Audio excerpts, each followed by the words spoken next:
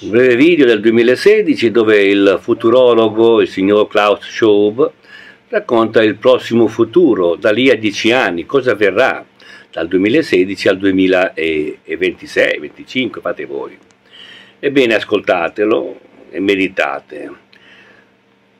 Non devo fare altri commenti, meditate. Les crises, les guerres, le terrorisme, les problèmes économiques. Commençons sur une note au contraire extrêmement optimiste. C'est votre livre, vous signez un livre sur la 4e révolution industrielle qui sera rendu public à Davos, sur tout ce qui changera dans les nouvelles technologies. Est-ce qu'en général on vivra mieux?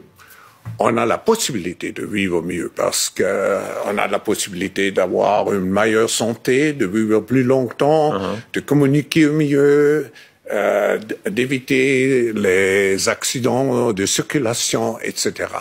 Mais la question, c'est comment nous traitons aussi les dangers qui sont liés au progrès technologique. Chacun peut pourra commander votre livre sur Internet. Il y a toutes sortes d'exemples étonnants. Le téléphone portable, c'est l'objet, c'est l'objet fétiche. Tout le monde pour ça. La révolution technologique, c'est ça d'abord. Vous vous souvenez de votre premier téléphone portable? Oui, ça fait à peu près 20 ans. Ouais. J'étais un des pionniers. C'était encore les modes des grosses valises ou dans la voiture? Exactement. Et j'étais très fier. Ouais. Aujourd'hui, au bout de ça, on parle de puces qu'on pourra s'implanter. Ce sera quand, ça? Certainement dans les 10 années à venir.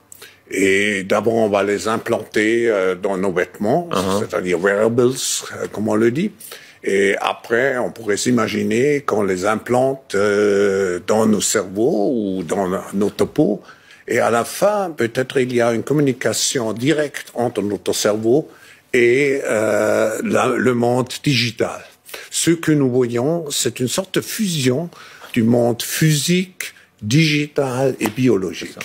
On appelle quelqu'un, on n'a même plus le réflexe de devoir prendre un appareil, ça se fait naturellement. La technique continue le corps.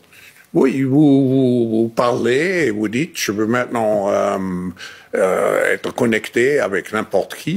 Et d'abord, vous avez les robots personnalisés. Et j'ai vu que M. Zuckerberg a prédit qu'à la fin de l'année, il va avoir son robot, son butler personnalisé qui est à sa disposition. Donc, comme dans Downton Abbey, on aura son butler personnel, son serviteur, son esclave? Oui, mais il y a une différence. C'est un serviteur qui, avec l'intelligence artificielle, apprend et qui n'est pas seulement votre assistant pour des travaux manuels, qui peut vraiment être un partenaire intellectuel de vous. Est-ce qu'on